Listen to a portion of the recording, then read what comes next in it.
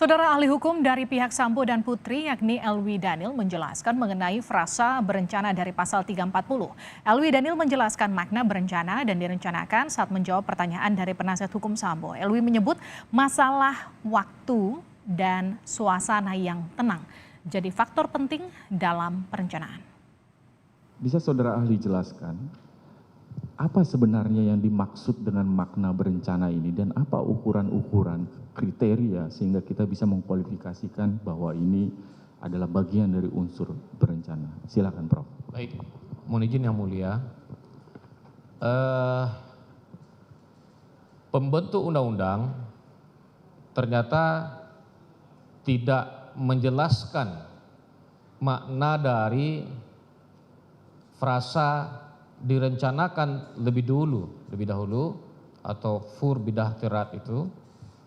Nah, oleh karena itu pada ketika pembentuk undang-undang tidak merumuskannya, maka tentu kita harus melihat ke dalam teori atau pendapat dari para ahli terkemuka. Kemudian kita juga bisa melihat ke dalam putusan-putusan pengadilan yang sudah menjadi jurisprudensi konstan yang diikuti oleh hakim-hakim berikutnya pada ketika mengadili perkara yang sama. Nah, dalam penelusuran terhadap berbagai literatur dan putusan-putusan hakim, terungkap bahwa yang dimaksud dengan direncanakan lebih dahulu atau fur bidah terat itu adalah minimal harus memenuhi 3 unsur atau 3 syarat. Yang pertama adalah bahwa kehendak untuk melakukan perbuatan itu harus diputuskan dalam suasana tenang, ya. Itu yang pertama.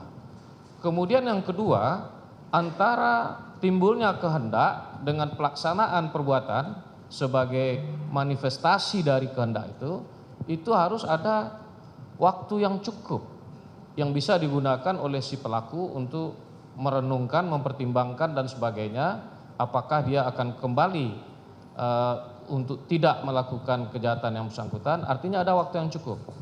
Nah, barangkali nanti mungkin perdebatannya terkait dengan suasana tenang dan waktu yang cukup itu.